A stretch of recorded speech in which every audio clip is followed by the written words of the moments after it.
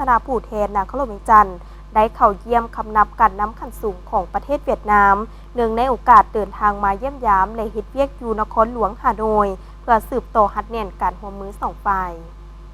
เนื่องในโอกาสที่คณะผู้แทนขั้นสูงของนครหลวงเวียงจันทร์เดินทางมาเยี่ยมยามและเฮ็ดเวียกอยู่สาธารณรัฐสังคมนิยมเวียดนามในระหว่างวันที่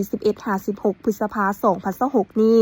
สหายอาจสะพังทงศรีพันโดนกรรมการศูนย์กลางภาคเลขาคณะภาคประธานสภาประชาชนนครหลวงเวียงจันทร์พร้อมคณะได้เข้าเยี่ยมคำนับสหายตู่เริ่มเลขาธิการใหญ่ประธานประเทศแห่งสาธารณรัฐสังคมนิยมเวียดนามในวันที่ 12 พฤษภาคม 2026 โอกาสนี้สหายตู่เริ่มก็ได้แสดงความยินดีต้อนรับอย่างอบอุ่นและตีราคาสูงต่อการมาเยี่ยมยามและเฮ็ดเวียกของสหายอาจสะพังทองศรีพันโดนและคณะอยู่สาธารณรัฐสังคมนิยมเวียดนามในครั้งนี้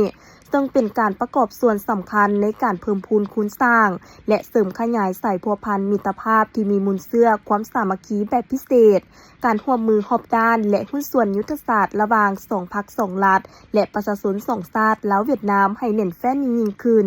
สหายอาจสะพังทองศรีพันโดนก็ได้แสดงความขอบใจต่อการต้อนรับอันอบอุ่นพร้อมทั้งได้รายงานจุดประสงค์ในการเดินทางมาเยี่ยมยามและเฮ็ดเวียกอยู่สาธารณรัฐสังคมนิยมเวียดนามในครั้งนี้เพื่อเพิ่มทวีสายพัวพันมิตรภาพที่มีมูลเชื่อความสามัคคีแบบพิเศษการร่วมมือรอบด้านและหุ้นส่วนยุทธศาสตร์ระหว่าง2พรรค2รัฐและประชาชน2ชาติลาวเวียดนามก็คือองค์คณะพรรคนครหลวงเวียงจันทร์และองค์คณะพรรคนครหลวงฮานอยแขวงหัวและนครโฮจิมินห์ให้ก้าวเข้าสู่ลวงลึกและเป็นรูปธรรมตัวจริง